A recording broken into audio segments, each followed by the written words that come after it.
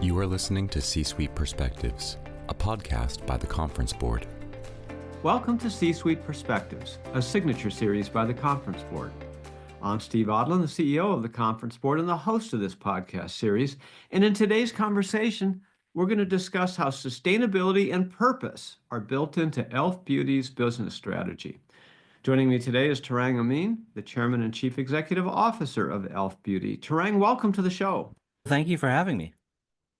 So Tarang, our listeners span the gamut of the C-suite around the country and the world. Maybe you could just start and tell them a little bit about e.l.f., who you are and what you do, and then also about yourself. Sure. So e.l.f. Beauty, our mission is to make the best of beauty accessible to every eye, lip, and face. We're founded 20 years ago, or actually over 20 years ago, with a radical idea of selling cosmetics over the internet for $1. Now, this was 2004. Everyone thought e.l.f. was crazy because this is pre-iPhone. You couldn't sell cosmetics over the internet, and you certainly couldn't make money at $1, but that was our start. And that disruptive gene has remained with us ever since, even though we've migrated price points, gotten into other different retail channels. That spirit of disruption is very much part of what e.l.f. Beauty is even today. And my background, actually, e.l.f. really appealed to me. My background is a bit unusual. I've been in the consumer space for over 34 years, but my start was as an entrepreneur. When I was 14 years old, our family was an immigrant family in the U.S. We sold our house, took every penny we had, and we bought our first motel on Route 1 in Alexandria, Virginia. And so my start was actually building up our family business with my dad. As great a consumer background as I've had, I say everything I learned about cash flow, economic profit, how you treat people really came from those early motel days, building up that business with my father. After grad school, I found myself at Procter & Gamble. I was part of the team that relaunched Pantene in the early 90s, took a $50 million hair care brand to $2 billion in global market leadership. I've since worked every major consumables category. I've worked everything from food to pet to home care, laundry, nutritionals. My first CEO opportunity was actually a company called Shift Nutrition, which we built up and ended up selling that company to Reckitt Benckiser. I've now been CEO of e.l.f., 11 and a half years. And I guess my summation is I'm passionate about building brands. The best way I know how you build brands is you lead the innovation in the category. But what I love doing the most is assembling these high performance teams. I always brag that in 34 years of being in the consumer space, I've never had a business we haven't grown multiples of where the category is growing. And I always attribute that to the team that we are able to assemble and motivate and operate in this high performance team structure. So you've been with e.l.f. Roughly half of its existence, and it was an innovation, a startup essentially, and an internet-only business, which was, as you said, crazy in the day. And so you built the company around the brands, the quality, the value, but also purpose. And talk about how that is all interwoven. Yeah, so we often say we're purpose-led and results-driven, and they go hand in hand. As I mentioned, our mission is to make the best of beauty accessible to every eye, lip, and face. And the important word there is every. So it really frames how we think about the world, sustainability, and social impact. And it always goes back to what we consider our superpowers. If you look at our superpowers, we're premium quality at extraordinary prices with universal appeal that are not only easily accessible, but e.l.f. clean, vegan, cruelty-free, and fair trade certified. And that's a mouthful. And the reason why all those things are important is it's because of what our community values. And so we've always been very focused on how do we best delight our community and how do we live our values to what our community appreciates.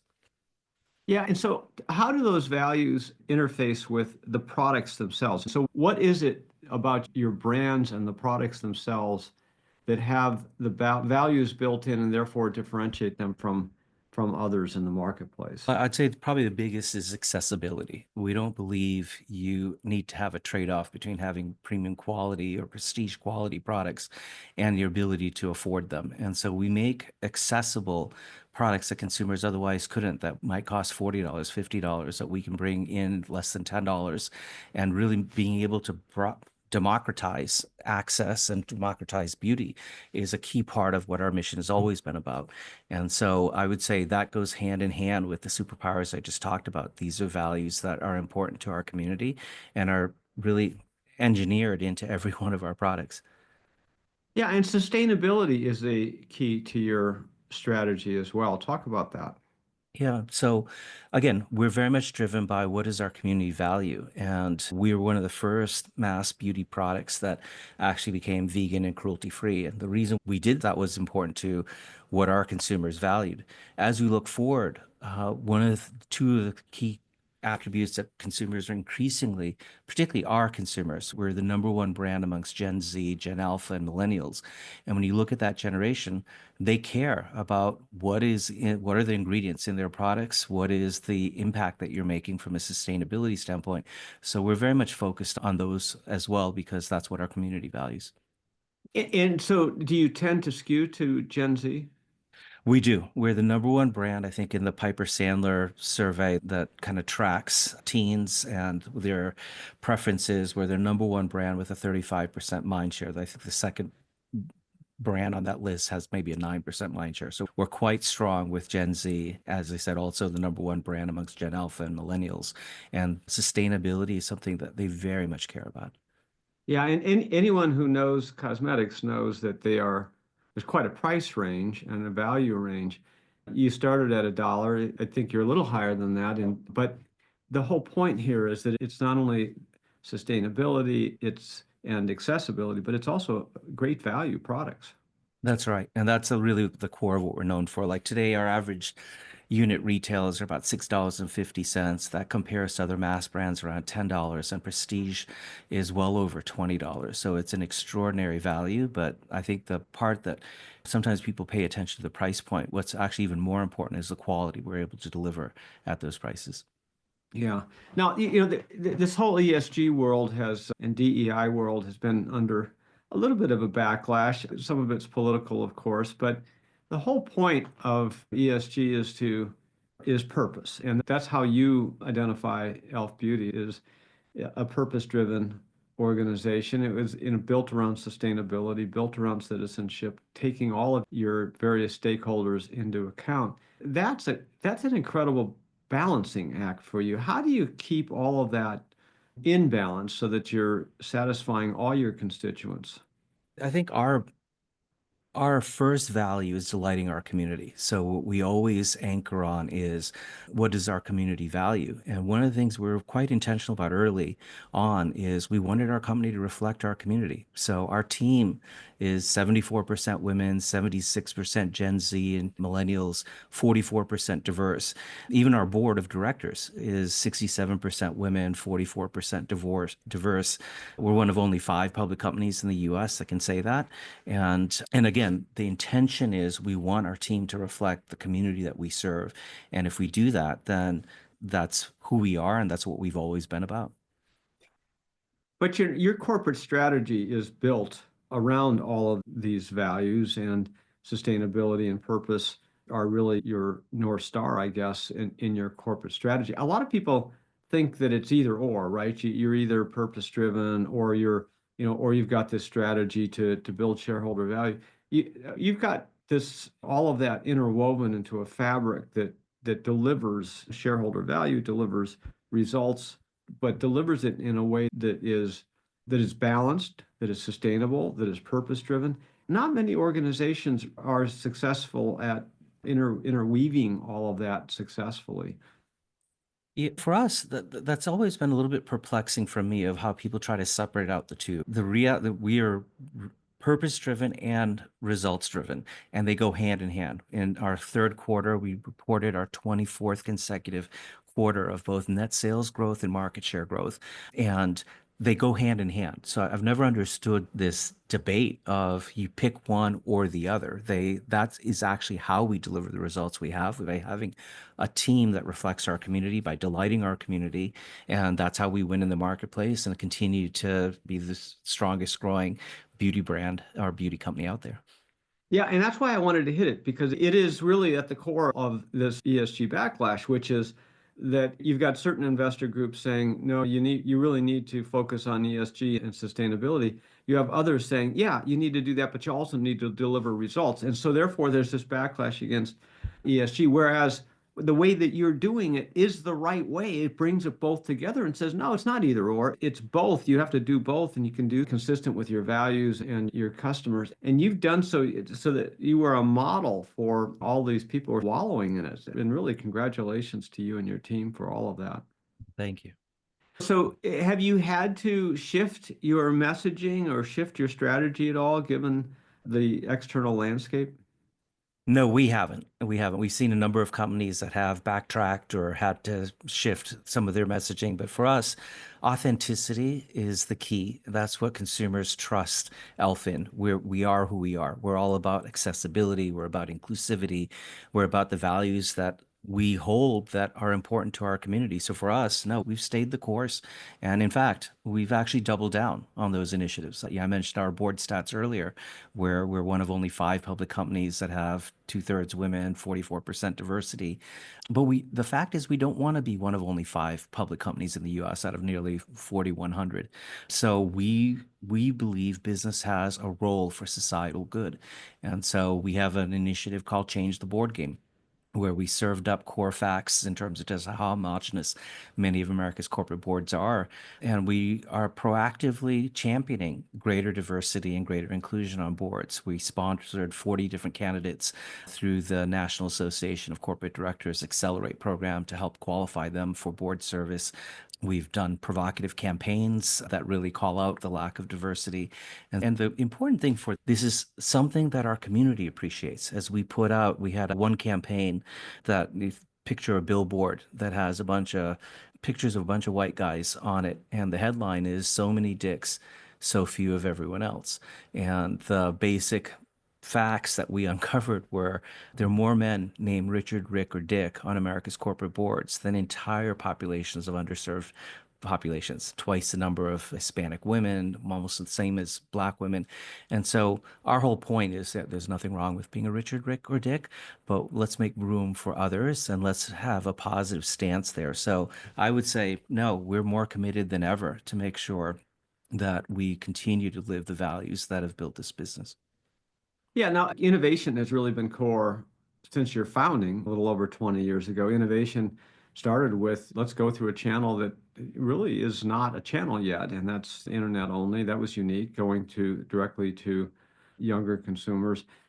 And so it's really infiltrated all of your DNA, whether it's product development or packaging. Talk about how you leverage innovation and technology to drive sustainability.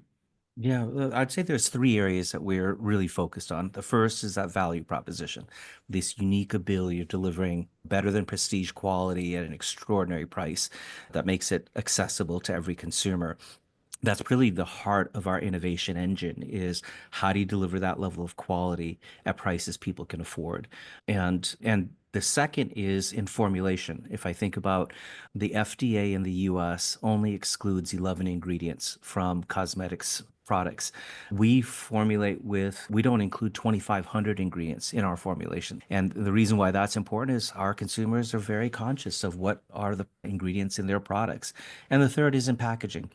Cosmetics tends to be pretty packaging intensive in terms of amount of componentry, amount of package materials. So we've been on a mission to reduce that impact that we've had. We've got millions of pounds of packaging that we've eliminated over time, which not only is better from an environmental standpoint, but also improves the value proposition that we can deliver. We're talking about e.l.f. Beauty, sustainability, and purpose. We're going to take a short break and be right back. What does the future of work mean for your employees? How will your company navigate ESG? Will there be a global recession? At the Conference Board, our experts translate the latest research and economic analysis into insights and real-time problem solving for your organization. Membership at the Conference Board provides your team with an assortment of knowledge, from economics, marketing and communications, ESG, public policy, and human capital. As a member, you'll have access to our center experts, member-exclusive events, data and benchmarking tools, and peer sharing that will help you understand the present and shape the future. Consider becoming a Conference Board member today by visiting www.conference-board.org. Welcome back to C-Suite Perspectives. I'm your host, Steve Odlandand, CEO of the Conference Board, and I'm joined today by Tarang Amin, Chairman and CEO of e.l.f. Beauty. So, Tarang, before the break, we were talking about innovation and how that has driven the business. You are not only a U.S. brand, but you're one of the fastest growing global brands out there, consumer product for sure. And trying to align the values and purpose with all of the various constituencies, but also all of these different countries and nationalities and cultures is very complex. How do you balance all that? Well, I think for us, it's about living our values and our overall mission of making the best of beauty accessible. And we see that resonates across the world.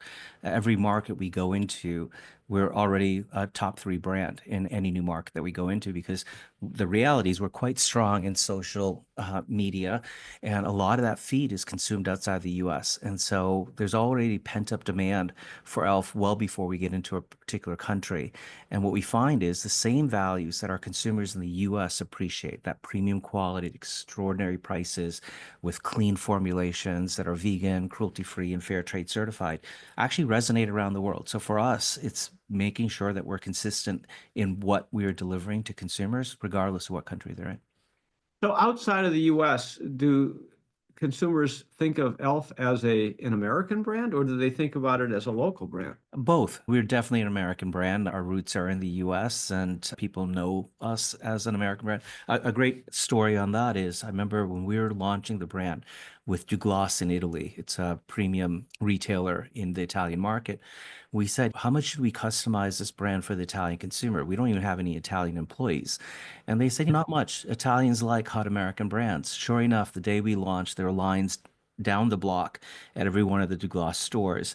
And the only debate we had with them is they told us one of our items is a Power Grip Primer. It's the number one SKU in color cosmetics across both mass and prestige.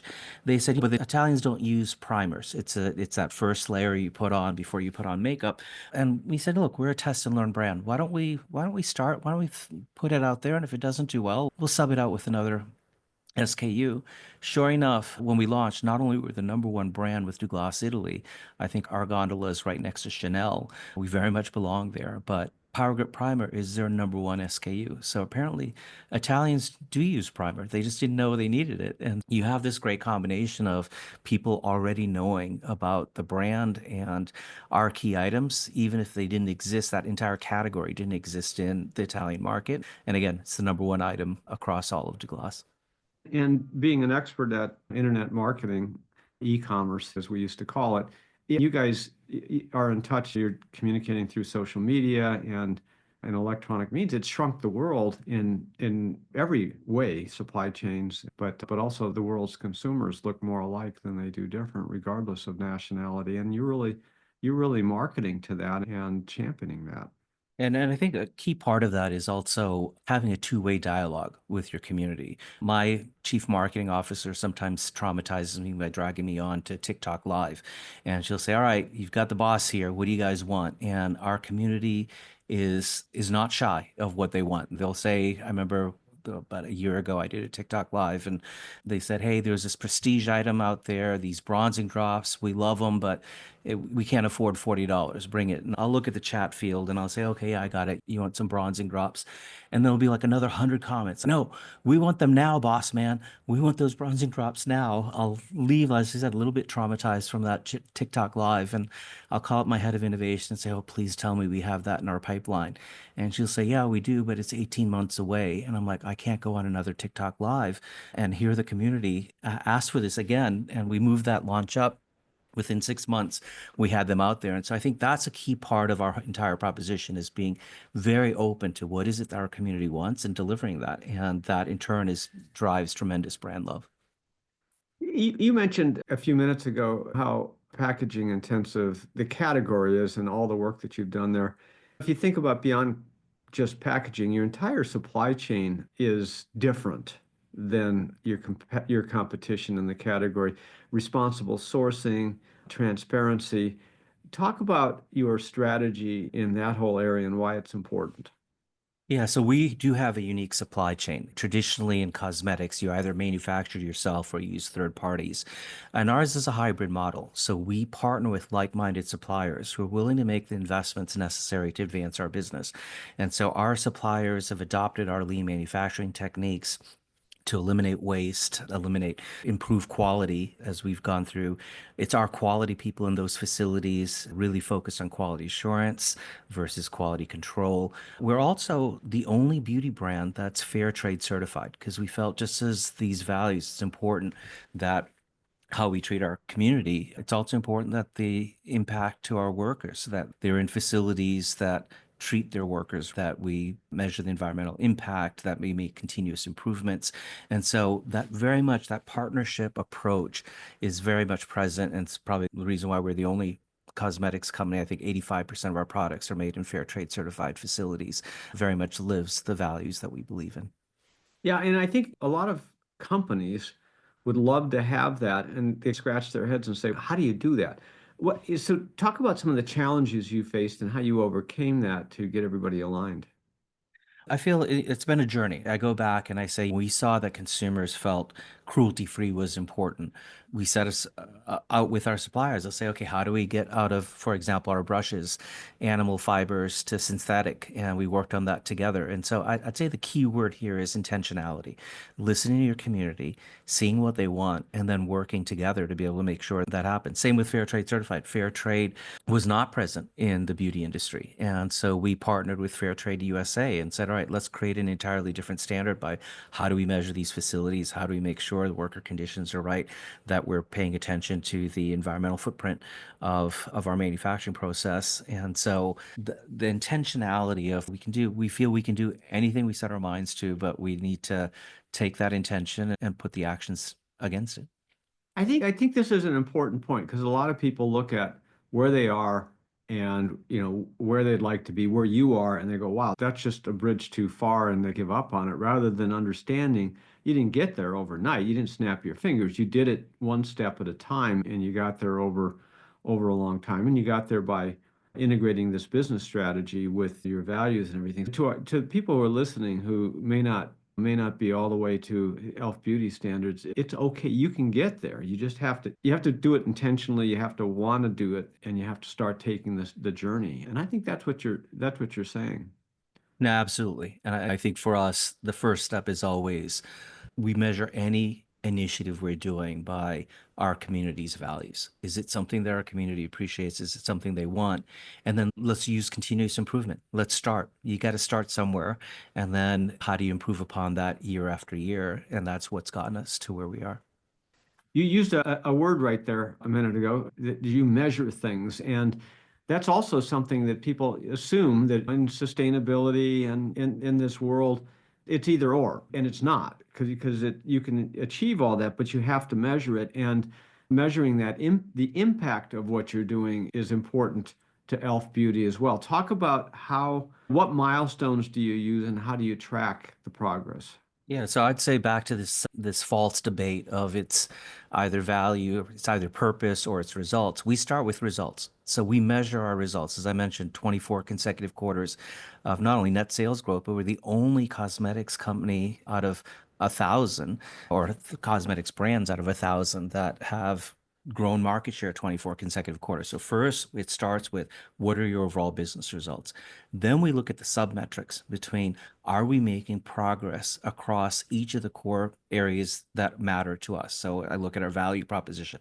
Are our value scores increasing? I look at our quality. One of the things I'm most proud of is 10 consecutive years, we've taken up our quality scores every single year. We look at obviously the impact on what we're doing. If I look at our lightweighting and packaging reduction goals, if I look at what we overall product scores, we look at each of those things, but it starts first and foremost with results. It's what we're doing. Does it actually show up in both the top and bottom line? So looking ahead to coming years, what's next? It sounds like you're there. You've done it all. You've hit all your metrics, 24 consecutive. How do you keep going and how do you motivate everybody to do this continuous improvement when you're at the top? We're never done. And the whole point of continuous improvement is you're always trying to get better. And one big enabler for us is we're also big believers on ownership. So we're unique in the beauty space in that we grant equity to every single employee every year. And we're not shy about talking about meaningful wealth creation. We want to align the interests of our employees with that of our shareholders in terms of the long term. So everyone has a piece of the pie and something at stake, and so very motivated to continue to make improvements, continue to delight our community, and that's really what our focus is. Yeah, and had you quit at the top, you would have quit 20 years ago. That's what it is. And it's really hard when you set a sales record or you achieve the best or the top or better on any metric. It's motivating yourself as well as your teams to go beyond that. And I think that's really core to, you don't talk about it as such, but I really think it's core to e.l.f. Beauty's long-term success. No, absolutely. In fact, it's funny, I've been CEO 11 and a half years. Every time I get a new candidate, I tell them, oh my God, you're joining us at the exact right moment because we're just getting started. And I fundamentally believe that. And often what we hire for is culture. We hire for people who are humble and hungry, who have an incredible curiosity that we feel can continue to learn, continue to make us better. And as long as we have that mentality and have an entire company full of employees who want to get better, who want to learn, who want to see how we can make things better, then that is incredibly energizing. So just in closing then, for our listeners who would love to help create their own purpose-driven change in their organizations, what advice would you give them? How do you start? I'd say the first step is always, are you being reflective of what your community's values are? Are you giving them and delighting them with what they want? So I always start first, obviously, having been in consumer space for over 30 years, is start with who are you trying to serve and what's important to them? And once you know that, then take it one step at a time. Say, okay, here's what we do. When we first started, we didn't know how to be cruelty-free. We didn't know how to formulate without 2,500 ingredients, but we started somewhere and we kept making improvements as we went along. But it's always been that focus on who are you serving and how do you best serve them. Tarang, thanks for being with us today and sharing the story of e.l.f. Beauty and all your success. Thank you. Thank you for having me. And thanks to all of you for listening to C-Suite Perspectives. I'm Steve Odlandand, and this series has been brought to you by the Conference Board. You have been listening to C-Suite Perspectives, a podcast by the Conference Board.